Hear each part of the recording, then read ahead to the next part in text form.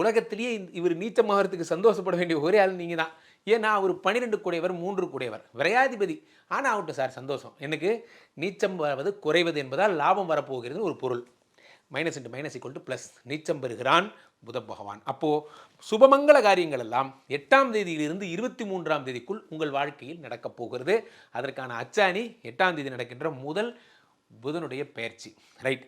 அடுத்ததாக அப்படியே வந்தீங்கன்னா 14ஆம் தேதி 2 கூடிய தனாதிபதி சூரியன் உச்சம் பெறுகிறார். படிக்கணும்னு நினைக்கிற பசங்க ஃபாரின் போய் படிக்கணும், நான் வந்து வெளிநாட்டுக்கு போய் பண்ண போகிறேன் சார், பிஸ்னஸில் பணத்தை போடுறேன் சார், உள்ள 10 லட்சம் இருக்கிறேன், 1 கோடி சம்பாதிக்கிறேன், தைரியமாக இருங்க. 14ஆம் தேதியிலேருந்து அடுத்த மே வரைக்குமே நீங்கள் என்ன இன்வெஸ்ட்மெண்ட் போட்டாலும் அது நின்று பலன் தரும். நண்பர்களே, நம்ம இன்றைய தினத்தில் பணத்தை வச்சுக்கிறது தான் பெரிய கஷ்டமாக இருக்குது.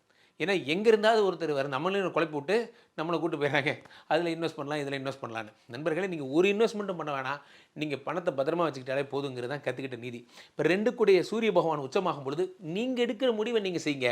இப்பொழுதும் சொல்லுகிறேன், கடகராசிக்காரர்கள் வாழ்க்கையில் உங்களுக்கு இன்ட்ரப்ஷன்ஸ், இந்த 7 கூடியவன் யார், அதனே 8 கூடியவனாக சனி இருப்பதால் இந்த ஊரு தப்ப பண்ணக்கூடாது. நீங்கள் பார்ட்னர்ஷிப் உங்களுக்கு வரக்கூடாது. உங்களுடைய ஓன் முடிவு, நீங்கள் என்ன எடுத்து இன்வெஸ்ட் பண்ணாலும் அது உங்களுக்கு பொன்னாக திரும்பி வரும்.